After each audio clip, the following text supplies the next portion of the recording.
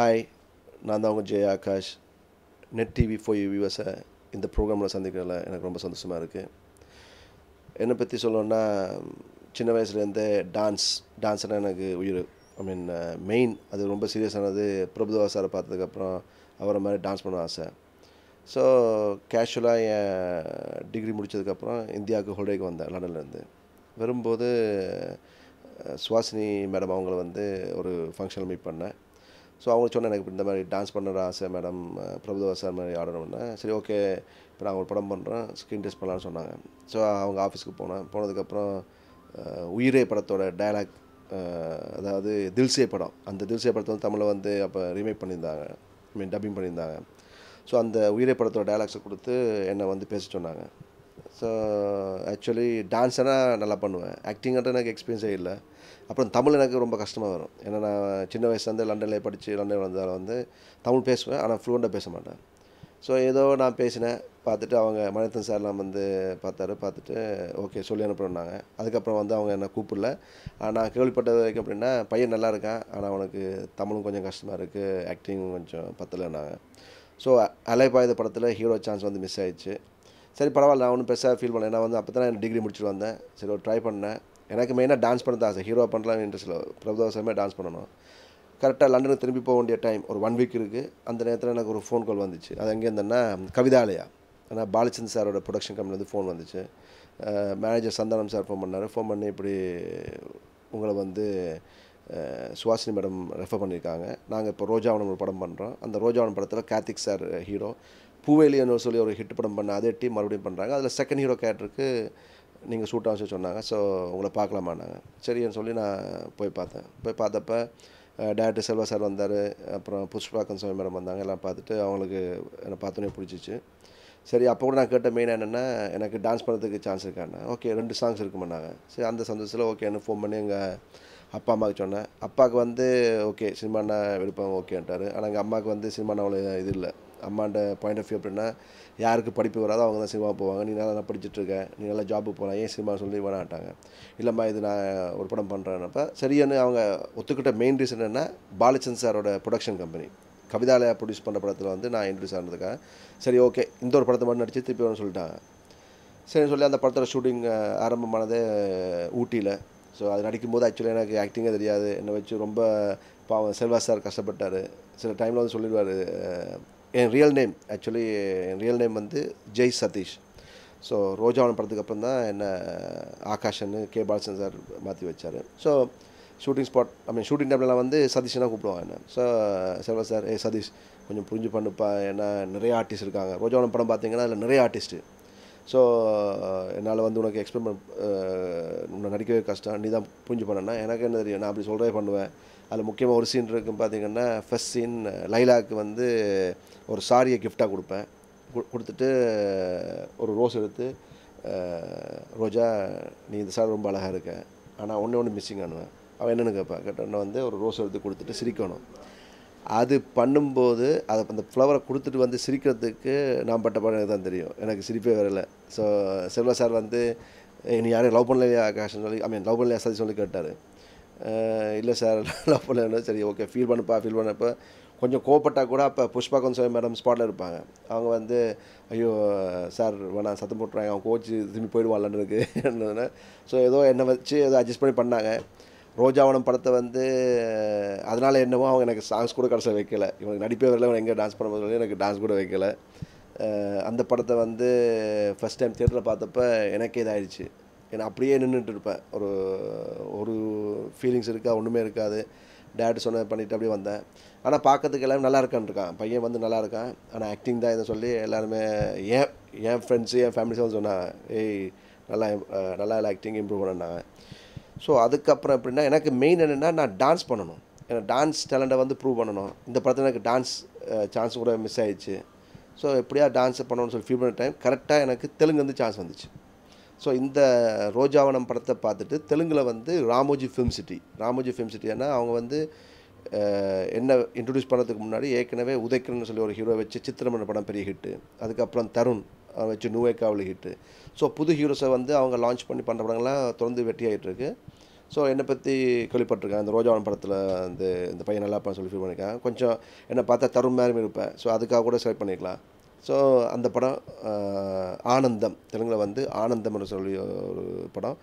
அந்த படத்து மூலமாக தான் தேவிஸ்ரீ பிரசாத் கூட பெரிய பிரேக் ஆச்சு. அப்புறம் அந்த டைரக்டர் ஸ்ரீனு வைட்லா இப்போ வந்து நம்பர் 1 டைரக்டர். ரீசெண்டாக தூக்குன்னு சொல்லி ஒரு பெரிய மகேஷ் பாபுஜி ஹிட் படம் பண்ண டைரக்டர், அவர் தான் டைரக்டர். அந்த படத்தில் ஹீரோ சான்ஸ் எனக்கு வந்துச்சு. அந்த படத்தில் பார்த்தீங்கன்னா என்னுடைய ஆசை எல்லாத்தையுமே அப்படியே டான்ஸ் படத்தில் வந்து 5 சாங்ஸு, நான் தான் ஹீரோ, சோலோ ஹீரோ சாங்ஸு. அப்புறம் அந்த படத்தில் நான் பண்ண டான்ஸுக்காகவே வந்து அந்த படத்தோட டான்ஸ் மாஸ்டர் அம்மா ராஜேஸ்வருக்கு best dance master state award கிடச்சிச்சு. ஸோ ரொம்ப சந்தோஷமாக இருந்துச்சு. எல்லாருமே பாடினாங்க, என் டான்ஸை வந்து எல்லாருமே பாடினாங்க அந்த படத்தில், ஆனந்தம் படத்தில். அப்புறம் அந்த ஒரு படத்தோடைய ஆனந்தம் படத்தோடைய வந்து ஆந்திரா மொத்தமுமே ஆகாஷ் என்ற பேர் வந்து ஃபேமஸ் ஆகிடுச்சு. ரொம்ப பிஸி ஆகிட்டாங்க. ஸோ கண்டினியூஸ் அங்கே பிஸியாக இருந்த நேரத்தில் ஒரு நாள் வந்து எனக்கு ஆஸ்கார் ஃபிலிம்ஸ் வந்து ஃபோன் வந்துச்சு. அது எதுக்குன்னா இப்படி ரோஜா கூட்டம்னு சொல்லி ஒரு படம் பண்ணுறோம், அதில் 2 ஹீரோ சப்ஜெக்ட். அந்த 2 ஹீரோ ஆக்சுவலி அவங்க சொன்னது சசி சார் எனக்கு ஃபஸ்ட் சொன்னேன்னா இந்த ரோஜா கூட்டம் கதையை வந்து நான் அஜித் சாருக்கும் விஜய் சாருக்கும் பண்ணினேன். ஆனால் அவங்க இப்போ பண்ணுறது கொஞ்சம் கஷ்டம். ஸோ புது நியூ ஃபேஸை போடலான்னு ஃபீல் பண்ணுறேன்னு சொல்லி ஒரு ஹீரோ கேரக்டருக்கு ஸ்ரீகாந்த், இன்னொரு ஹீரோ கேரக்டருக்கு வந்து என்ன செலக்ட் பண்ணாங்க. So nice character. என்னோடய கேரக்டர் வந்து ஓப்பனில் சொன்னார், எப்படின்னா வந்து எல்லா ஃபேமிலியுமே வந்து ஃபீல் பண்ணுவாங்க, இப்படி ஒரு பையன் இருக்குன்னு சொல்லி ஃபீல் பண்ணுவாங்க. அந்த மாதிரி ஒரு கேரக்டர், ஃபேமிலிக்காக வந்து சாக்ரிஃபைஸ் பண்ணுற கேரக்டர் சொல்லி ரோஜா கூட்டம் படத்தில் வந்து என்ன செலக்ட் பண்ணாங்க. நல்ல டைரக்டர் சசி சார் வந்து சொல்லாமலே படம் பார்த்தீங்கன்னா ரொம்ப இம்ப்ரெஸ்ஸான டைரக்டர், ஆஸ்கார் ஃபிலிம்ஸு. ஸோ ஒரு நல்ல பேனர் பண்ணலாம்னு சொல்லி ஆசையாக வந்து அந்த படத்தை ஒத்துக்கிட்டேன். ஆனால் என்னால் வந்து அவங்களுக்கு டேட்ஸ் கரெக்டாக கொடுக்க முடியலை.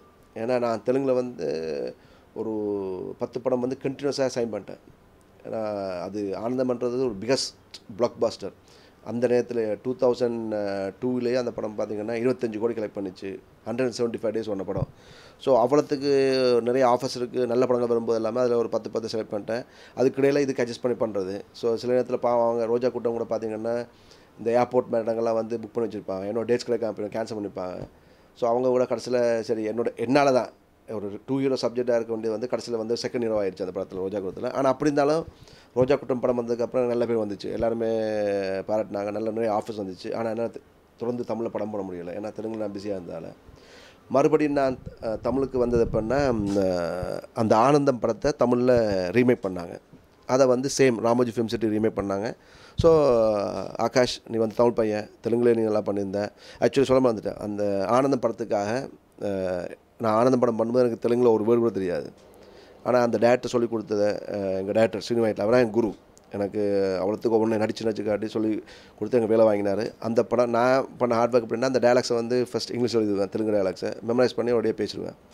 ஸோ அந்த படத்துக்கு ஆனந்த படத்துக்காக பெஸ்ட் டெபியூட் ஆக்டர் அவார்ட் எல்லா அவார்ட்ஸும் வாங்கினேன் நான். இங்கே அந்த நேரத்தில் தமிழ்நாட்டில் கூட cinema express award Tamil, Telugu, Kannada, மலையாளத்துக்கெலாம் வந்து கொடுப்பாங்க ஒரு கேட்டகரிஸுக்கு. ஸோ அந்த 2002 வந்து தெலுங்கு கேட்டகரியில் பெஸ்ட் ஃபில்மாக என்னுடைய அந்த ஆனந்தம் படமும் அப்புறம் பெஸ்ட் ஆக்டராக எனக்கு கொடுத்தாங்க அவார்டு. ஸோ அது ரொம்ப சந்தோஷமாக இருந்துச்சு. ஏன்னா நான் தெலுங்கில் படம் பண்ணிகிட்ருக்கேன், தமிழில் வந்து பெருசாக எதுவுமே இல்லைப்போ இவன் என்ன பண்ணுறான் அவன் பையன் சொல்லி எங்கள் அம்மா எல்லோரும் கேட்பாங்களா. ஸோ அந்த நேரத்தில் அந்த சினிமா எக்ஸ்பிரஸ் அவார்ட் ஃபங்க்ஷனை பார்த்திங்கன்னா ஜிஆர்டிவி வந்து ப்ரோகாஸ்ட் பண்ணியிருக்காங்க ஃபுல்லாக, வெளிநாடு ஃபுல்லாக. ஸோ அப்போ எங்கள் பெரியம்மா பார்த்துட்டு எங்கள் அம்மாவுக்கு ஃபோன் பண்ணி, பரவாயில்ல இவன் பையன் வந்து நல்லா பண்ணிக்கான்னு சொல்லி சொன்னப்போ எங்கள் அம்மா ஃபஸ்ட் டைம் வந்து என்னை பாராட்டினது அந்த நான் அவார்ட் வாங்கினப்போ எங்கள் அம்மா பாராட்டினாங்க. அது வரைக்கும் அம்மாவுக்கு வந்து இன்ட்ரெஸ்ட் இல்லை, நான் வந்து சினிமா நடிக்கலாம் இன்ட்ரெஸ்டே இல்லை. ஸோ அது ஆனந்தம் கொடுத்த எனக்கு ஒரு சக்ஸஸ். தென் அதே ஆனந்தம் படத்து மூலமாக நான் தமிழுக்கு ரீஎன்ட்ரி ஆனேன்.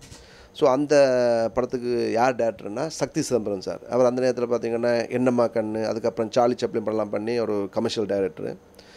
தேவிஸ்ரீ பிரசாத்துக்கு ஃபஸ்ட் படம் தமிழில் பார்த்திங்கன்னா இனிது இனிது காதல் இனிது, அதாவது ஆனந்தம் படத்தோட தமிழ் ரீமேக்.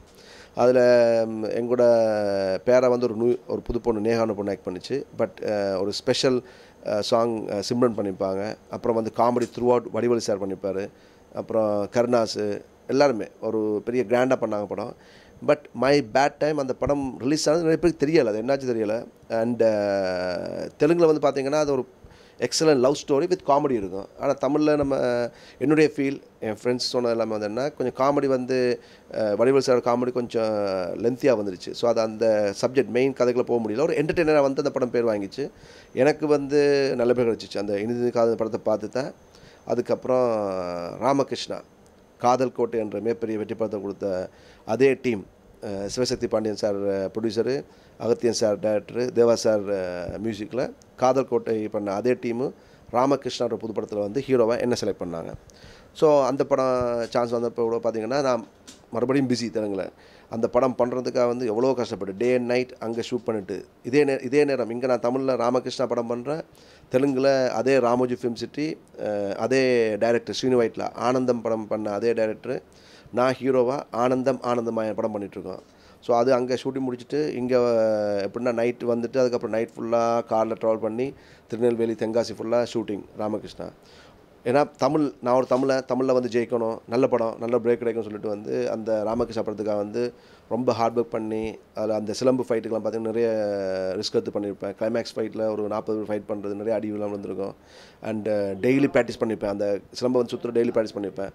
அந்த ராமகிருஷ்ணா படம் நான் ரொம்ப எதிர்பார்த்தேன். ஆனால் என்னோடய பேட் லக் என்னாச்சுன்னா கரெக்டாக அந்த படம் ரிலீஸ் பண்ண சொல்லி அனௌன்ஸ் பண்ணாங்க ஃபஸ்ட்டு. அப்புறம் அது ஏதோ தள்ளி போயிட்டு இருந்துச்சு. ஏன்னு சொல்லி கேட்டேன் ப்ரொடியூசரை. கேட்டப்போ இப்படி அவர் அதுக்கு முன்னாடி பண்ண 2 படங்கள் காதலை நிம்மதி அண்ட் கனவேக்கலை 2 படங்களால் வந்து அவருக்கு ஏதோ டிஸ்ட்ரிபியூட்டருக்கு பணம் கொடுத்தா படம் ரிலீஸ் ஆக பண்ணாங்க.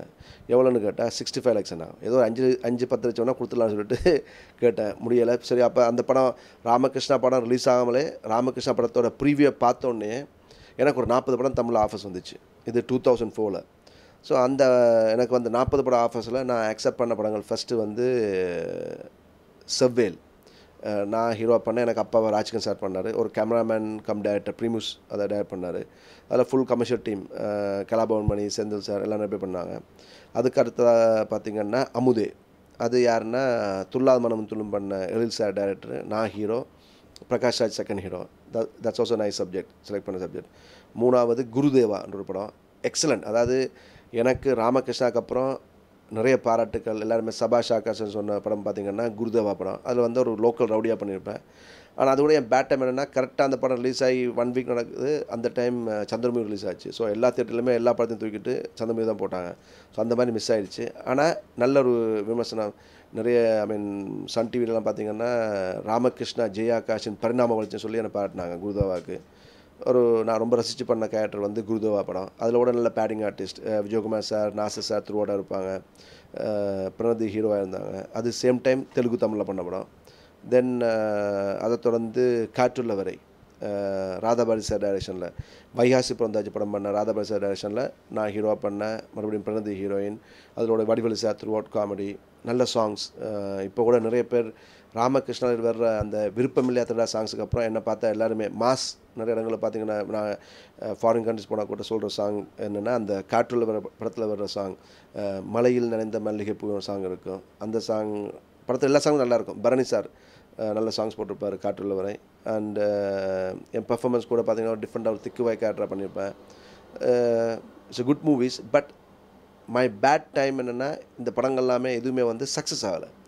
இப்போ ராமகிருஷ்ணா படம் பார்த்திங்கன்னா சரி ஓகே இவ்வளோ படம் நான் பண்ணி முடிச்சுட்டேன், ராமகிருஷ்ணன் ரிலீஸ் ஆகலை. ஸோ மறுபடியும் விசாரித்தா சேம் ப்ராப்ளம். சிவசக்தி பாண்டியன் சாருக்கு என்னென்னா வந்து அந்த பழைய கடனை கிளியர் பண்ண தான் படம் ரிலீஸ் பண்ணாங்க. ஸோ எனக்கு என்ன ஃபீலிங்கன்னா இந்த ராமகிருஷ்ணா படத்தை பார்த்தா எனக்கு இவ்வளோ படம் வந்துச்சு. அதாவது செவ்வேல், அமுதே, காற்றுள்ள வரை, குருதேவா, கிச்சா வயசு 16, நானும் சிம்ரன் படம் பண்ணோம். ஸோ இவ்வளோ படம் வந்து இந்த படம் தான் வந்துச்சு. அந்த நேரத்தில் ஒரு புது ஹீரோக்கு ஒரு படம் ரிலீஸ் ஆகி ஹிட் ஆகாமலே அதிக சம்பளம் வாங்கின நான் தான். ஏன்னா ஒன் ரீசன் என் படங்கள் தெலுங்கில் கூட வந்து டப்பிங் பண்ண பெஸ்ட்டாக சொல்லி எனக்கு நல்ல சம்பளம் கொடுத்துருந்தாங்க. ஸோ என்னுடைய பாயிண்ட் ஆஃப் வியூ எப்படின்னா எனக்கு இவ்வளோ படம் வந்தது அந்த ராமகிருஷ்ணா படத்தால் தான். ஸோ அந்த படம் ரிலீஸ் ஆகணும். அப்புறம் வந்து தமிழில் வந்து ஒரு தேசிய விருது வாங்கின ஒரு இயக்குனர் அகத்தியன் சார் காதல்கோட்டை படத்துக்காக அவர் படமே ரிலீஸ் ஆகும்போது ஒரு ஃபீலிங்காக இருந்துச்சு. சரி அந்த படத்தை எப்படி ரிலீஸ் பண்ண சொல்லிட்டு தெலுங்கு ரைட்ஸை வந்து வாங்கிட்டு 65 lakhs கொடுத்து நான் தான் அந்த படத்தை ரிலீஸ் பண்ணேன், ராமகிருஷ்ணா படத்தை. ஆனால் எங்கள் பேட் டைம் என்னவோ கரெக்டாக டிசம்பர் 24 படத்தை ரிலீஸ் பண்ணோம். டிசம்பர் 26 வந்து சுனாமி வந்துச்சு 2004. ஸோ கமர்ஷியல் சக்ஸஸ் தான் அந்த படம் ஆகலை. ஆனால் அதுக்கப்புறம் அந்த படம் பார்த்திங்கன்னா ஜெயா டிவியில் வந்து நல்லா ப்ரொமோட் பண்ணி ப்ளே பண்ணாங்க. ஸோ நிறைய பேர் டிவியில் பார்த்துட்டு எனக்கு நல்ல அப்ரிஷியேஷன் கிடச்சிச்சு. தென் டிவிடி விசிடியில் பார்த்து நல்ல பேர் வந்துச்சு. இப்போ கூட நிறைய பேருக்கு ஜெய ஆகாஷ்னா ராமகிருஷ்ணா ஜெய ஆகாஷ்னு சொல்லுவாங்க. ஸோ அந்த படம் வந்து நல்ல ஒரு படம். ஆனால் அது கிடைக்க வேண்டிய கமர்ஷியல்ஸ் கிடைக்கல. ஒவ்வொரு படமுமே அப்புறம் அமுதே பார்த்தீங்கன்னா நல்லா இருந்துச்சு. நாங்கள் கிளைமேக்ஸ் பிடிக்கல. தென் குருதேவா வந்து இந்த சந்திரமுகி டைமில் வந்து இதாகிடுச்சு. அண்ட் காற்றுள்ள வரை ஒரு சின்ன மிஸ் ஆயிடுச்சு. எல்லாமே சின்ன சின்ன இதில் மிஸ் ஆயிடுச்சு. ஒரு கமர்ஷியல் சக்ஸஸ் வந்து எனக்கு கிடைக்கல. சரி நான் இங்கே இப்படியே ஏன்னா தெலுங்கில் வந்து நான் ஃபுல் கமர்ஷியல் சக்ஸஸில் ஹீரோவாக இருக்கேன். இவ்வளோ படம் இந்த 6 படம் பண்ணதுக்காக வந்து அங்கே ஒரு கேப் இருந்துச்சு. அங்கே எனக்கு ஒரு 2 இயர்ஸ் கேப் இருந்துருச்சு. ஸோ மறுபடியும் ஓகே அரசன் நம்பி புதுசப்பட்ட கதையாச்சுன்னு சொல்லிட்டு இங்கே தமிழை வந்து நிப்பாட்டிட்டு மறுபடியும் தெலுங்குக்கு போய் தெலுங்கில் வந்து கண்டினியூஸாக ஒரு 3 படம் சூப்பர் குட் ஃபிலிம்ஸுக்கு பண்ணேன். அந்த 3 படமே பெரிய ஹிட் ஆச்சு. அந்தாள் ராமுடு, நவவசந்தம், கோரிண்டாக்கு. தென் மறுபடியும் அப்படியே தெலுங்குல கண்டினியூ ஆகிட்டேன். இந்த நேரத்தில் மறுபடியும் எனக்கு வந்த படம் தமிழில் அடடா என்ன அழகுன்னு சொல்லி ஒரு பெரிய படம். எனக்கு என்ன ஃபீல் ஆச்சுன்னா இந்த 4-5 படமுமே ராமகிருஷ்ணா, குருதேவா, அமுதே, காற்றோர் எல்லா படமுமே படத்தை நல்லா எடுத்துருந்தா கூட வந்து ப்ரொமோட் பண்ண முடியலை. ஸோ ப்ரொடியூசர்ஸுக்கு ஃபினிஷிங் ஸ்டேஜில் ப்ராப்ளமாக இருக்குது. ஸோ நல்ல ப்ரொடியூசர் முக்கியம். எவ்வளோதான் நல்ல கதை இருந்தாலும் வந்து ப்ரொடியூசர்ஸ்க்கு வந்து நல்ல ஸ்ட்ராங்காக இருக்கும்னு சொல்லி அடடா என்ன அழகு படத்தோட ப்ரொடியூசர் பற்றி விசாரித்தா அவர் is a very well off பெரிய ஒரு பணக்காரன், திருப்பூரில் வந்து பெரிய பணக்காரன் சொல்லி எல்லாமே சொன்னாங்க. திருப்பூர் ராமசுவாமி சொன்ன மாதிரி அவர் பாவம் வந்து அந்த படத்தை வந்து அடடா என்ன அழகுன்ற படத்தை 6.5 கோடி பட்ஜெட்டில் படத்தை எடுத்தார். பெரிய கிராண்டாக எடுத்தார். அதாவது என் கூட நானே என் லைஃப்பில் அதிகமான டேட்ஸ் கொடுத்து நடித்த படம் வந்து அடடா என்ன அழகு படம். அது பார்த்திங்கன்னா ஒரு 125 டேஸ் என்னோடய காசு கொடுத்துருப்பேன். நான் ஹீரோ நடித்த சூப்பர் ஹிட்டான தெலுங்கு படம் ஆனந்தமே நான் ஒரு 52 டேஸ் தான் கொடுத்தேன். ஸோ 125 டேஸ் நான் காசு கொடுத்தேன். ப்ரொடியூசர் எதுக்குமே வந்து அவர் வந்து இதாகலை. டேரக்டர் எது கேட்டாலுமே பண்ணி கொடுத்தாரு. அண்டு கேமராமேன் ஆகட்டும், பெரிய cameraman Kichcha sir. Then artist மீது ஆர்டிஸ்ட் வில்லன் வந்து பார்த்திங்கன்னா ஆஷிஷ் வித்யாதி, supporting artist Sarath Babu sir, Rekha madam, then Karunas throughout comedy, Aarthi. ஒரு கமர்ஷியல் டீமோட நல்ல கிராண்டாக பண்ணாங்க. ஆனால் அதில் பார்த்திங்கன்னா என்ன ப்ராப்ளம்னா படம் கூட தான் ரிச்சாக இருந்தாலும் ஸ்க்ரீன் ப்ளே வந்து கொஞ்சம் ஸ்லோவாக இருந்துச்சு. அது மறுபடியும் எதிர்பார்த்த மாதிரி எனக்கு சக்ஸஸ் ஆகலை. ப்ரொடியூசர் நல்லா ப்ரொமோட் பண்ணார். ப்ரொடியூசர் சைடில் எல்லாமே நல்லா பண்ணார். பட் அந்த படம் பார்த்திங்கன்னா mainly screen play was very slow. So அந்த படமும் ஃப்ளாப் போயிடுச்சு. ஸோ என்னடா பண்ணலாம் மறுபடியும் சொல்லிட்டு மறுபடியும் தெலுங்கு போயிட்டேன். தெலுங்குலேயே மறுபடியும் படம் பண்ணிகிட்டு இருந்தேன்.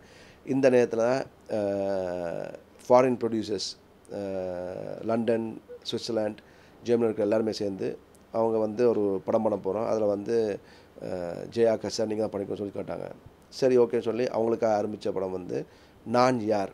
மறுபடியும் இப்போ ரீசெண்டாக இந்த இயர் ஜனவரி மந்த் ஸ்டார்ட் ஆகி படம் ஷூட்டிங் மொத்தம் ஃபாரினில் முடிச்சு இப்போ போஸ்ட் ப்ரொடக்ஷன் போயிட்டுருக்கு படம்.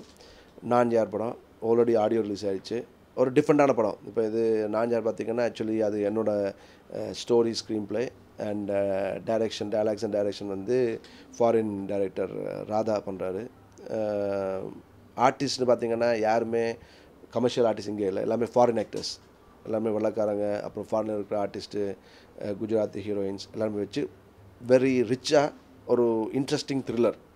ஒரு இது வரைக்குமே எந்த லாங்குவேஜுமே வராத ஒரு பாயிண்ட்டை வந்து இதில் டச் பண்ணியிருக்கோம். இப்போ போஸ்ட் ப்ரொடக்ஷனில் கூட பார்த்து எல்லாமே நல்லா வந்து சொல்லியிருக்காங்க. ஸோ பார்க்கலாம். இப்போ நான் எதிர்பார்க்குற ஒரு திருப்பமுனை இந்த நான் யார் படத்து மூலமாக எனக்கு கிடைக்கலாம். அதை தொடர்ந்து மறுபடியும் இன்னொரு படம் ரோமியோ இன்னொரு படம் வந்து அது இப்போ ஃபைனல் ஸ்டேஜ் ஷூட்டிங்கில் போயிட்டுருக்கு தமிழில். இது நான் பண்ணிகிட்ருக்க தமிழ் படங்கள் தற்போதுக்கு. ஸோ வெகு விரைவில் என்னென்னா வந்து பார்த்திங்கன்னா ஒரு தமிழை ஜெயிக்கணும். ஸோ எவ்வளோ தான் மறுபடியும் முயற்சி பண்ணிகிட்டே இருக்கேன். கஜினி அட்டம் பண்ணுற மாதிரி பண்ணிகிட்டே இருக்கேன். ஆனால் எனக்கு நம்பிக்கை இருக்குது. என்னென்னா விக்ரம் சார் பார்த்திங்கன்னா ஆக்சுவலி அவர் இண்டஸ்ட்ரிக்கு வந்து பிகினிங்கில் எவ்வளோ படம் பண்ணார். தந்து விட்டேன் என்னை படத்துலேருந்து, அதுக்கப்புறம் மீரா, புதிய மன்னர்கள், இப்படி எவ்வளோ நல்ல படங்கள்லாம் பண்ணி கூட வந்து அவருக்கு சக்ஸஸ் ஆகலை. எல்லாமே பெரிய டேரக்டர்ஸ் படம் பண்ணால் சக்ஸஸ் ஆகலை. ஆனால் கடைசியில் அவருக்கு வந்து சக்ஸஸ் கொடுத்த எந்த படம்னு பார்த்திங்கன்னா ஒரு புது டேரக்டர் தான் பாலா சார். அப்போ சேது படம் பண்ணும்போது அந்த படம் ரிலீஸ் டைம் கூட நான் பார்த்தேன். ஏன்னா அந்த படம் ரிலீஸ் ஆகும்போது பேபி ஆல்பர்ட்டில் ஏன்னா விக்ரம் எனக்கு ஃப்ரெண்டுனால வந்து நான், பாலா சார், விக்ரம் முருகன் பார்த்தோம். அப்போ ஒரு ஓப்பனிங்கே இல்லை. ஒரே ஒரு தியேட்டர் தான் மெயினாக கிருஷ்ணவேணி, மற்ற பேபி ஆல்பர்ட்டில் ஒரு 100 ஷோ போட்டாங்க. அப்படிப்பட்ட அந்த படம் தான் வந்து விக்ரமுக்கே பெரிய பிரேக் ஆச்சு. ஸோ விக்ரம் சார் பார்த்திங்கன்னா ஆக்சுவலி எந்த ஒரு சக்ஸஸே இல்லாமல் அந்த சேது படம் வரைக்கும் எந்த ஒரு சக்ஸஸ் இல்லாமல் கூட தொடர்ந்து போராடினார். எவ்வளோ கஷ்டப்பட்டு கூட தொடர்ந்து போராடி ஜெயிச்சார்ல அவருக்கு ஒரு 13 வருஷத்துக்கு அப்புறம் தான் அவருக்கு சக்ஸஸ் வந்துச்சு. ஸோ நான் தமிழ் இண்டஸ்ட்ரிக்கு என்ட்ரி ஆனது வந்து 2004 மறுபடியும் ராமகிருஷ்ணா பண்ணும்போது தான் மறுபடியும் நான் reentry. So let's see 10 years complete ஆகிருக்கு. மேபி இந்த வருஷம் நானும் ஹிட் கொடுக்கலாம். அதுக்கு வந்து உங்கள் சப்போர்ட் தேவை. எல்லாத்துக்குமே கடவுளோட கருணை வேணும். I am working hard. என்னுடைய ஆசை வந்து பார்த்திங்கன்னா தமிழில் தான் ஜெயிக்கணும். ஸோ நீங்கள்லாம் சப்போர்ட் பண்ணணும். மீடியா நீங்கள்லாம் சப்போர்ட் பண்ணி நான் என் சைடில் எல்லாமே ஹார்ட் ஒர்க் பண்ணுறேன். மெயின் திங் மக்கள் தீர்ப்பே மகேசந்தி பண்ணுவாங்க. ஸோ நான் பண்ணுற படங்களை ஏதாவது சின்ன தப்பு இருந்தால் கூட வந்து அதை வந்து அட்ஜஸ்ட் பண்ணிக்கிட்டு ஏதோ பையன் ஃபஸ்ட்டாக பண்ணான்னு சொல்லி என் படத்தை வந்து கொஞ்சம் ஊக்குவிச்சிங்கன்னா தொடர்ந்து நல்ல நல்ல படங்கள் நான் பண்ணுவேன். இன்ட்ரெஸ்ட்னா எனக்கு ஆக்சுவலி கிரிக்கெட்னா ரொம்ப இன்ட்ரெஸ்ட். ஸோ நிறைய கிரிக்கெட் விளாடுவேன். இப்போ சினிமா வந்து ஆஃப் பண்ணேன். ஆனால் மறுபடியும் இப்போ பார்த்திங்கன்னா ஆந்திராவில் தெலுங்கானா ஸ்டார்ஸ் கிரிக்கெட் டீமுக்கு என்ன தான் இப்போ கேப்டனாக செலக்ட் பண்ணியிருக்காங்க. ஸோ இப்போ அதனால் மறுபடியும் திருப்பி கிரிக்கெட் ப்ராக்டிஸ் பண்ண ஆரம்பிச்சிருக்கேன். கிரிக்கெட் வந்து எனக்கு ரொம்ப இன்ட்ரெஸ்ட். தென் என் கேரக்டர் எப்படின்னா எனக்கு ஹெல்பிங் டெண்டன்சி நிறைய இருக்குது. அது நான் பிறந்தது அப்படி தான். என்னை வந்து எங்கள் குடும்பமாகட்டும் என் ஒய்ஃப் ஆகட்டும் எல்லாமே வந்து என்னை காந்தியன்னுவாங்க. ஏன்னா யாராவது எனக்கு கஷ்டப்பட தெரிஞ்சால் என்னால் முடிஞ்சால் என் கையில் இருக்க கொடுத்துருவேன். எனக்கு சாப்பிட பண்ணணும் கொடுத்துருவேன். ஸோ எனக்கு வந்து நிறைய ஹெல்ப் பண்ண ஆசை. நான் மக்கள் சேவைன்னா எனக்கு இன்ட்ரெஸ்ட். ஸோ நான் தேடி போகாமலே இப்போ மறுபடியும் டிஆர்எஸ் தெலுங்கானா இப்போ ரூலிங் கவர்மெண்ட் அவங்க வந்து என்னை பார்ட்டியில் ஜாயின் பண்ண சொல்லி இப்போ நான் டிஆர்எஸ் பார்ட்டியில் வந்து ஜாயின் ஆகியிருக்கேன். அண்டு இப்போ நிறைய பப்ளிக் சர்வீஸ் அங்கே பண்ணிகிட்ருக்கேன். அண்டு மேபி லெட்ஸ் see ஆந்திராவில் இதுதான் என் பொசிஷனு. இங்கே பார்த்தீங்கன்னா ஒன்லி நடிகன். ஆக்சுவலி என்னுடைய இப்போ சினிமா ஃப்ரீயாக இருந்தேன்னா டெஃபினட்டாக படம் பார்ப்பேன். இப்போ இங்கே இந்த போஸ்ட் ப்ரொடக்ஷனாக வந்திருக்கேன். நான்ஜா படத்தோட போஸ்ட் ப்ரொடக்ஷன் இங்கே கேப் இந்த ஒரு நாள் பார்த்திங்கன்னா 2 படம் ஒரே நாள் தியேட்டரில் போய் பார்த்தேன். அவ்வளோதுக்கு போய்த்தேன். ஒரே நாள் ரோமியோ ஜூலியட், அதுக்கப்புறம் இனிமேல் இப்படி தான் பார்த்தேன். அடுத்த நாள் வந்து இப்போ பாபநாசம் பார்த்தேன். தொடர்ந்து எல்லா படம் பார்த்துருவேன். இன்றைக்கி நைட் பார்ப்பேன். ஸோ எனக்கு படம் தான். இப்போ என் வீட்டில் வந்து பார்த்திங்கன்னா என் வீடு ஃபுல்லாகவே டிவிடிஸான் இருக்கும்.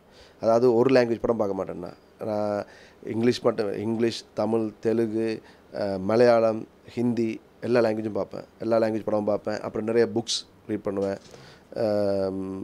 So that is my inspirations because we need some ideas right. ஒரு சின்ன ஒரு ஸ்பார்க் இருந்தால் அதை வச்சு சப்ஜெக்ட் ரெடி பண்ணலாம்.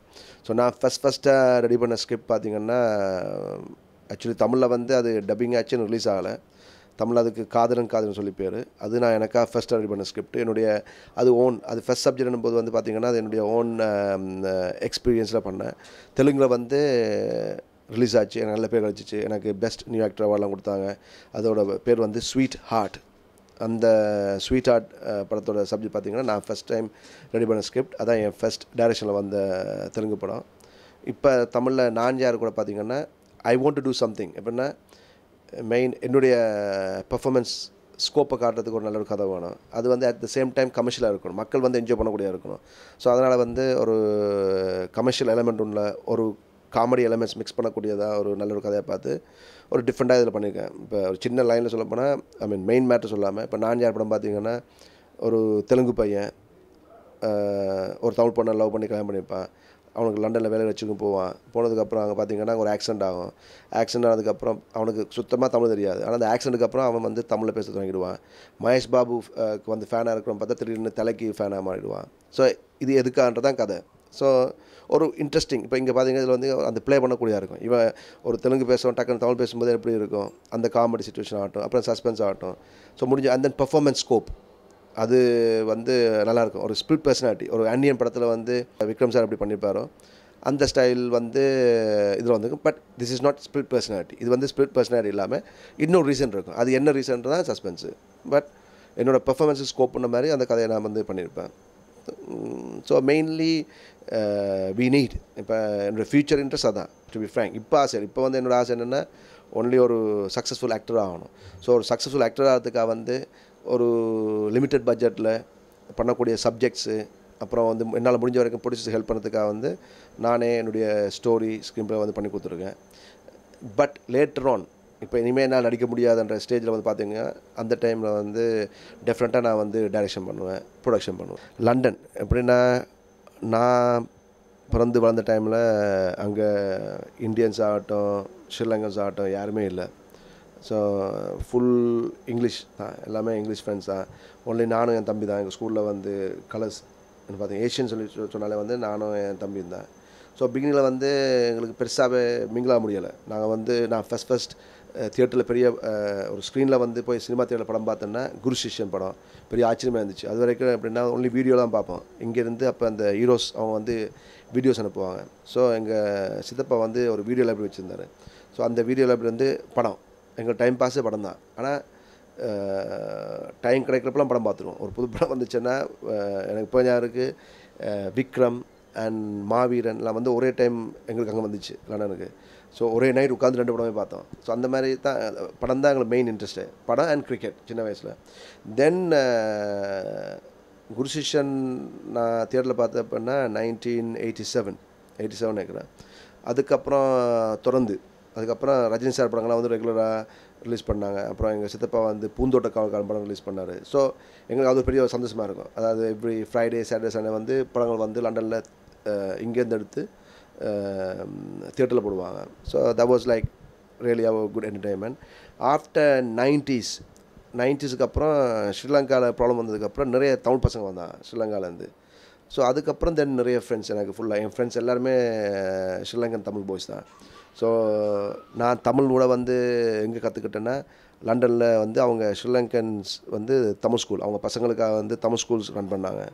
ஸோ அங்கே தான் போய் நான் தமிழ்லாம் கற்றுக்கிட்டேன். தமிழ் படிப்பேன், தமிழ் பேசுவேன் எல்லாமே.